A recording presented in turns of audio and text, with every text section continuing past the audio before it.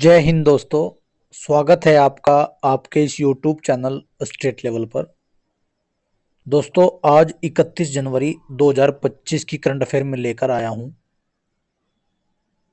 आज एक महीना हो गया है पूरा मैं करंट अफेयर कराने लग रहा हूं। मतलब आज पूरे 31 दिन हो गए हैं, यानी 1 जनवरी से मैंने करंट अफेयर शुरू की थी। काफ़ी अच्छा रिस्पॉन्स आप लोगों का मिला है। तो दोस्तों प्रतिदिन करंट अफेयर में मैं एक दिवस कराता हूं और अन्य 14 महत्वपूर्ण प्रश्न कराता हूं। तो जैसे आज महीने का अंतिम दिन है, तो आज हम पूरे महीने का दिवस भी देखेंगे। कौन कौन से महत्वपूर्ण दिवस जनवरी में गए उनको भी देखेंगे। तो आइए आज की शुरुआत करते हैं आज के इस मोटिवेशनल विचार के साथ। दोस्तों, सपने वो नहीं जो हम सोते समय देखते हैं, सपने वो हैं जो हमें सोने नहीं देते। जी हाँ दोस्तों, सोते समय तो हर रात सपने आते हैं, लेकिन वास्तव में सपने वे होते हैं जो हमें सोने ही नहीं देते, बल्कि हमें प्रेरित करते हैं अपने कार्य के प्रति, अपने लक्ष्य के प्रति, कि हम लगे रहें और एक दिन अवश्य सफलता को पालें। तो दोस्तों, आप जागिए, उठिए, बैठिए और मेहनत करिए और लगे रहिए। एक ना एक दिन आप अवश्य सफलता को पालेंगे। तो चलिए इसी मोटिवेशनल विचार के साथ आज की शुरुआत करते हैं करंट अफेयर की। दोस्तों, मैंने बताया था आज हम लेंगे दिवस, और पूरे जनवरी माह के आज हम दिवस देखेंगे, यानी जनवरी के महीने में कौन कौन से महत्वपूर्ण दिवस गए। तो दोस्तों, 1 जनवरी में जो दिवस मनाते हैं, वैश्विक परिवार दिवस मनाते हैं, DRDO का स्थापना दिवस मनाते हैं, और 1 जनवरी में ही नीति आयोग का स्थापना दिवस हम मनाते हैं। 3 जनवरी को हम सावित्रीबाई फुले का जन्मदिन मनाते हैं, ये पहली महिला शिक्षिका मानी जाती हैं। 4 जनवरी को हम विश्व ब्रेल दिवस मनाते हैं। हालांकि इनके बारे में जो डिटेल है वो मैंने प्रत्येक दिन प्रत्येक दिवस के हिसाब से बता दी है। आज तो मैं इनको एक कंबाइन रूप से करा रहा हूं। 6 जनवरी में दोस्तों विश्व युद्ध अनाथ दिवस मनाते हैं। 8 जनवरी में पृथ्वी का घूर्णन दिवस हम मनाते हैं। 9 जनवरी इस बार बड़ा चर्चा का विषय रहा था, क्योंकि इस बार इसे ओडिशा की राजधानी भुवनेश्वर में मनाया गया। प्रवासी भारतीय दिवस मनाते हैं 9 जनवरी को। दोस्तों, 10 जनवरी को 2 दिवस हम मनाते हैं। विश्व हिंदी दिवस, हालांकि 14 सितंबर को हम राष्ट्रीय हिंदी दिवस मनाते हैं, लेकिन विश्व हिंदी दिवस हम 10 जनवरी को मनाते हैं। जबकि 10 जनवरी को ही हम स्टार्टअप इंडिया इनोवेशन वीक भी मनाते हैं। 11 जनवरी को पूर्व प्रधानमंत्री लाल बहादुर शास्त्री जी की पुण्यतिथि मनाते हैं। इन्होंने जय किसान जय जवान का नारा दिया था, आपको पता होना चाहिए। इनकी पुण्यतिथि मनाते हैं 11 जनवरी को। 11 जनवरी को ही दोस्तों राष्ट्रीय मानव तस्करी जागरूकता दिवस हम मनाते हैं। 12 जनवरी राष्ट्रीय युवा दिवस, स्वामी विवेकानंद जी की जयंती मनाते हैं। हालांकि 12 अगस्त को अंतर्राष्ट्रीय युवा दिवस मनाते हैं। 14 जनवरी को सशस्त्र बल भूतपूर्व दिवस हम मनाते हैं, यानी जितने भी सेना है उनकी याद में जितने भी शहीद हुए हैं उनको याद करते हैं। 15 जनवरी को दोस्तों भारतीय मौसम विज्ञान का स्थापना दिवस हम मनाते हैं और थल सेना दिवस हम मनाते हैं। 16 जनवरी को राष्ट्रीय स्टार्टअप दिवस हम मनाते हैं। 19 जनवरी को राष्ट्रीय आपदा प्रतिक्रिया बल NDRF की स्थापना हुई थी, तो 19 जनवरी को मनाते हैं। 22 जनवरी से आप भली भांति परिचित हैं, बेटी बचाओ बेटी पढ़ाओ अभियान चला था हरियाणा के रोहतक शहर से या पानीपत से, दोनों माने जाते हैं, तो आपको याद रखना है, तब से मनाते हैं। 23 जनवरी को मनाते हैं पराक्रम दिवस, यानी नेताजी सुभाष चंद्र बोस जी की जयंती मनाते हैं। 24 जनवरी को दोस्तों राष्ट्रीय बालिका दिवस और अंतर्राष्ट्रीय शिक्षा दिवस हम 24 जनवरी में मनाते हैं। 25 जनवरी में दोस्तों भारतीय राष्ट्रीय पर्यटन दिवस हम मनाते हैं। 25 जनवरी में राष्ट्रीय मतदाता दिवस हम मनाते हैं। 26 जनवरी आपको भली भांति परिचित है, इस बार गणतंत्र दिवस मनाया गया। प्रबोवो सुबियांतो हमारे मुख्य गेस्ट थे, यानी मुख्य अतिथि थे।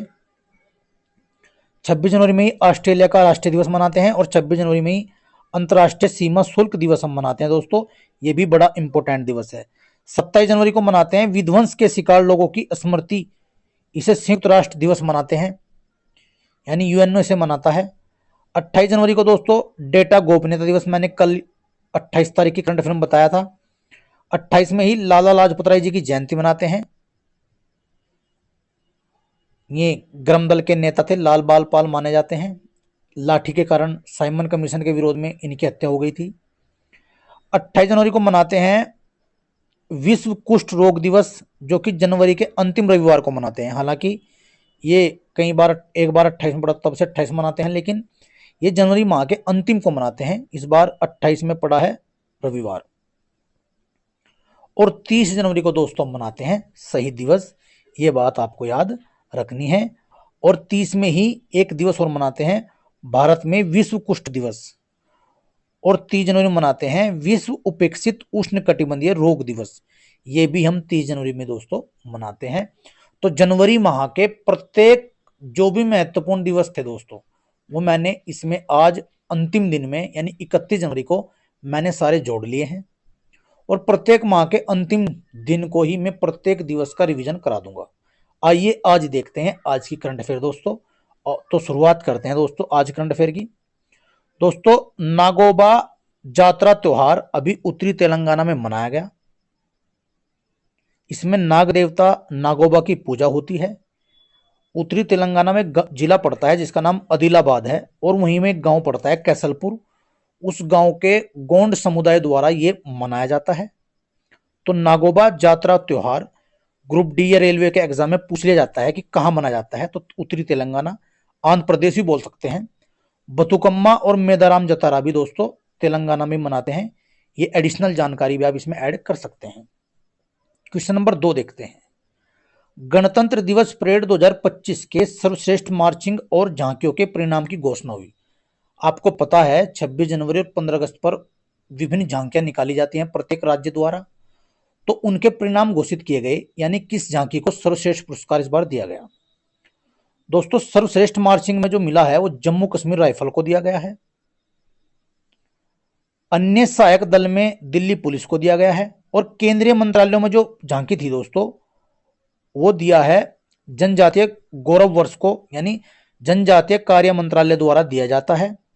तो 3 में बता देता हूं, सर्वश्रेष्ठ मार्चिंग में J&K राइफल्स को, अन्य सहायक दल में दिल्ली पुलिस को, और जो केंद्रीय मंत्रालय द्वारा होती है उसमें मिला है जनजातीय कार्य मंत्रालय को।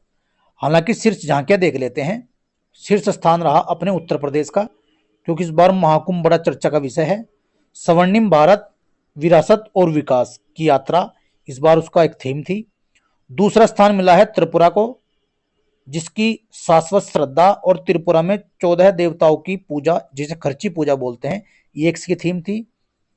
और तीसरा स्थान जो मिला है वो आंध्र प्रदेश एटिकोप का बोमलू खिलौना, लगभग 400 वर्ष पुराना एक या खिलौना, जो इसको हाल ही में जीआई टैग भी वहां पर मिला था। ये इस बार तीसरा स्थान आंध्र प्रदेश ने इसको चलते लिया है। तो आपको पता होना चाहिए, पहला स्थान उत्तर प्रदेश का, दूसरा स्थान त्रिपुरा का, और तीसरा स्थान आंध्र प्रदेश का है। चलिए क्वेश्चन नंबर 3 देख लेते हैं। तीसरी बार आयोजित आईसीसी महिला चैंपियनशिप का खिताब ऑस्ट्रेलिया ने जीता। यह चैंपियनशिप भारत में आयोजित हुई, तो ये ऑस्ट्रेलिया ने जीती है। 3 बार अब तक हो चुकी है, और 3 के 3 बार ऑस्ट्रेलिया ने से जीता है। हालांकि अभी चैंपियनशिप होगी वनडे की, वो 19 फरवरी से शुरू है। पुरुष क्रिकेट चैंपियनशिप होगी, ये भी आपको याद रख लेना है। क्वेश्चन नंबर 4 देखते हैं। 23वीं राष्ट्रीय पैरा चैंपियनशिप के लिए आधिकारिक लोगो और शुभंकर का अनावरण हो गया है। देखने में वो जो है एक हाथी का एक खिलौना, मतलब जैसे बैनर पर लगा हुआ है हाथी का एक खिलौना दिखता है, वो एक शुभंकर है, जो पैरा खेलों में समावेशिता को बढ़ावा देने की भारत की यात्रा में एक महत्वपूर्ण मील का पत्थर साबित होगा। यानी वो दर्शा रहा है कि पैरा जो खिलाड़ी हैं उनकी हिम्मत को कैसे बढ़ाया जाए, उनको कैसे प्रोत्साहित किया जाए, उनको कैसे आगे लाया जाए। तो ये शुभंकर और कोई आदर्श वाक्य ऐसे लाए जाते हैं ताकि पैरा खिलाड़ी खुद को पैरा ना समझकर एक अच्छे व्यक्ति की भांति कार्य करें। इस प्रकार शुभंकर के अनावरण किए जाते हैं। और आदर्श वाक्य किसी भी खेल के पीछे लोगों के उत्थान और कोई हीन भावना ना ऐसी हो, उसको ध्यान में रख के कार्य किया जाता है। तो इस बार राष्ट्रीय पैरा चैंपियनशिप के लिए आधिकारिक लोगों का शुभंकर का अनावरण अभी हाल ही में हो गया है, क्योंकि इस बार ये खेल 26 सितंबर से 5 अक्टूबर 2025 में नई दिल्ली में आयोजित होंगे। ये बात आपको याद रखनी है। क्वेश्चन नंबर देखते हैं दोस्तों 5। पीएम राष्ट्रीय बाल पुरस्कारों की घोषणा भी हाल ही में हुई है। हालांकि इस पुरस्कार की शुरुआत 1996 से हुई थी। 5 वर्ष से 18 वर्ष तक की उम्र तक के बच्चों को यह पुरस्कार दिया जाता है। हालांकि 17 बच्चों को लिखना पॉसिबल नहीं है, लेकिन 17 बच्चों को दिया जाएगा। आपके रेलवे के एग्जाम में, किसी भी एग्जाम में, वनडे एग्जाम में पूछ लेगा कि कितने बच्चों को इस बार प्रधानमंत्री राष्ट्रीय बाल पुरस्कार मिला है, तो 17 बच्चों को यह पुरस्कार दिया गया है। क्वेश्चन नंबर 6 देखते हैं। प्रतिष्ठित महाराजा हरि सिंह पुरस्कार ये हाल ही में मनोज सिन्हा को दिया गया, जो जम्मू कश्मीर के उपराज्यपाल हैं। ये बात आपको याद रखनी है। क्वेश्चन नंबर 7 देख लेते हैं। जसप्रीत बुमराह को किया जाएगा प्रतिष्ठित सर गारफील्ड सॉबर्स ट्रॉफी से सम्मानित। जी हां, जसप्रीत बुमराह को आईसीसी का श्रेष्ठ पुरुष खिलाड़ी भी चुना गया, हाल ही में चर्चा में रहा 2024 के लिए। और इनको हाल ही में अभी सर गारफील्ड सॉबर्स ट्रॉफी से सम्मानित किया जाएगा। ये हमारे देश के लिए और हमारे देश के इस खिलाड़ी के लिए बड़े गौरव की बात है, तो ये बात आपको याद रखनी है। हालांकि इससे पहले सचिन तेंदुलकर को, राहुल द्रविड़ को, विराट कोहली को और अश्विन को भी मिल चुका है, लेकिन इस बार ये कोई पहले गेंदबाज हैं जिनको ये मिलने जा रहा है भारत की तरफ से, इसलिए हमारे लिए महत्वपूर्ण हो जाता है। Question number 8। मारुति सुजुकी के एमडी एंड सीईओ नियुक्त हुए हैं। हालांकि दोबारा से यही बन गए हैं, पहले भी यही थे, जिनका नाम है हिसाशी ताकेउची। 1 अप्रैल 2025 से 31 मार्च 2028 तक इनका कार्यकाल रहेगा, 3 साल का। तो आपको जान लेना है, ऐसे एग्जाम में अक्सर क्वेश्चन पूछ लेता है। रेलवे ग्रुप डी का एग्जाम अभी आएगा या कोई एसएससी जीडी का एग्जाम आने वाला है, उसमें ऐसे क्वेश्चन भली भांति पूछे जाते हैं। चलिए क्वेश्चन नंबर 9 देखते हैं। मानुष शाह और दिया चितले हाल ही में राष्ट्रीय टेबल टेनिस चैंपियनशिप बने हैं। यह प्रतियोगिता सूरत के दीनदयाल उपाध्याय इंडोर स्टेडियम में संपन्न हुई। इन दोनों ने सिंगल में मानुष शाह और दिया चितले, मानुष शाह पुरुष में और दिया चितले महिला में, ये राष्ट्रीय टेबल चैंपियनशिप बने हैं। इन्होंने चैंपियनशिप जीतकर ये दोनों चैंपियन बन गए हैं एकल में, तो आपको याद रखनी है बात। क्वेश्चन नंबर 10 और आज का अंतिम प्रश्न। आज मैं 10 ही प्रश्न निकाल पाया था, लेकिन आज का ये 10वां प्रश्न काफी महत्वपूर्ण होने वाला है और आपके स्वास्थ्य के लिए भी बड़ा अच्छा क्वेश्चन साबित होगा। कैसे? अभी डब्ल्यूएचओ ने घोषणा किया, एक दिशा निर्देश जारी किया है कि अपने खाने में 2% से भी कम नमक का उपयोग करें। जी हाँ, जो नमक आप घर में यूज करते हो वो कैंसर का, हार्ट अटैक का कारण बन रहा है। तो डब्ल्यूएचओ ने कहा है, दिशा निर्देश दिया है कि अगर आप उस नमक में सोडियम की जगह पोटेशियम का उपयोग करोगे तो आपको खतरा कम बनेगा। तो आपको याद रखना है कि इस अब नमक, हालांकि साल्ट नमक जिसे बोलते हैं, या साल्ट तो नमक कोई बोलते हैं, आपने सुना होगा सेंधा नमक या रॉक साल्ट, आप खाने में उसका सेवन करिए ताकि भविष्य में आप किसी बीमारी से ना जूझें। तो दोस्तों, डब्ल्यूएचओ ने भी घोषणा कर दी है कि आप सफ़ेद नमक ना खाकर जो नमक आता है बाजार में उसकी मात्रा कम रखिए। और नमक का जो फॉर्मूला होता है उसमें सोडियम क्लोराइड बोलते हैं उसे, यानी सोडियम उसमें होता है। तो डब्ल्यूएचओ ने कहा है कि आप सोडियम ना खाकर उसमें पोटेशियम मिला लीजिए, तो वो ज़्यादा अच्छा रहेगा स्वास्थ्य के लिए। तो आपको ये बात याद रखनी है, डब्ल्यूएचओ ने निर्देश दिए हैं कि नमक में सोडियम की जगह पोटेशियम का उपयोग कर लेना चाहिए। चलिए दोस्तों, अब देखते हैं रिवीजन के प्रश्न। और रिवीजन में मैं लेता हूं दिसंबर, और आज दिसंबर मैंने लिया है फीफा फुटबॉल महिला विश्व कप 2027 के प्ले ऑफ टूर्नामेंट का आयोजन ब्राजील में होगा। जी हां दोस्तों, 22वें दिव्य कला मेले का आयोजन दिल्ली में हाल ही में किया गया है। 13 दिसंबर 2024 को 10वीं विश्व आयुर्वेद कांग्रेस एवं आरोग्य एक्सपो का आयोजन देहरादून में किया गया है। 14 दिसंबर 2024 को दृष्टिहीनों की 23वीं राष्ट्रीय एथलेटिक्स चैंपियनशिप 2024 नाडियाड गुजरात में शुरू हुई थी। जी हां, सूरजकुंड मेला 2025 का आयोजित किया गया फरीदाबाद में। किस देश ने भारत का मोस्ट फेवर्ड नेशन का दर्जा खत्म किया? तो स्विट्जरलैंड ने किया भारत का दर्जा। किस राज्य में 21वीं पशु गणना का शुभारंभ किया गया? हरियाणा में किया गया। 14 दिसंबर 2024 को फोर्ब्स की 100 सबसे ताकतवर महिलाओं की सूची में कितनी भारतीय महिलाओं को शामिल किया गया? तो 3 महिलाओं को शामिल किया गया। 14 दिसंबर 2024 को ब्लूमबर्ग द्वारा जारी दुनिया के 25 सबसे अमीर परिवारों की लिस्ट में कौन शीर्ष पर है? तो वाल्टन शीर्ष पर है। 14 दिसंबर 2024 को भारतीय डाक दूरसंचार लेखा एवं वित्त सेवा ने अपना कौन सा स्थापना दिवस मनाया? 50वां मनाया।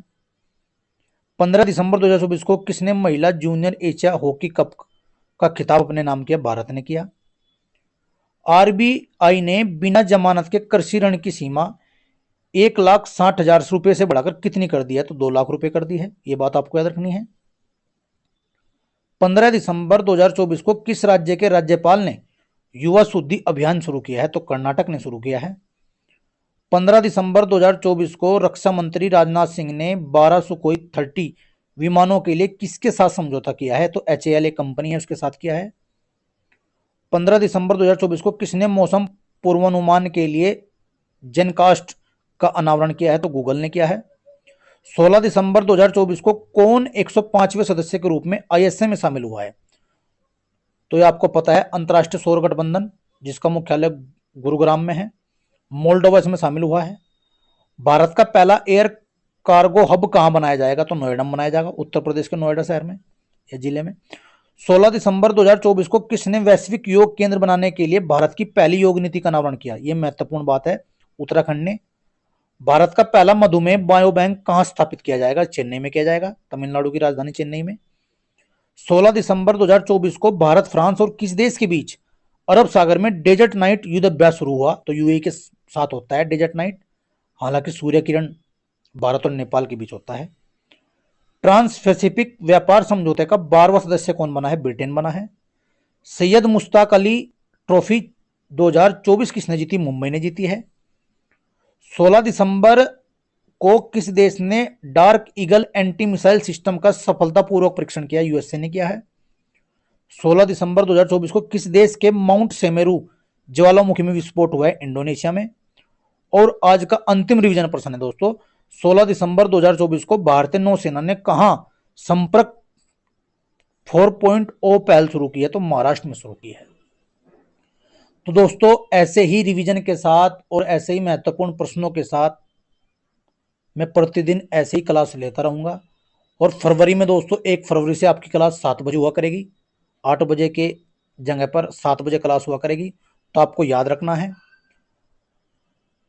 तो अगर ये वीडियो आपको पसंद आए तो लाइक कर दीजिएगा, चैनल को सब्सक्राइब कर दीजिएगा, ज़्यादा से ज़्यादा शेयर करें ताकि और किसी आपके अन्य साथियों की भी मदद इसमें हो सके।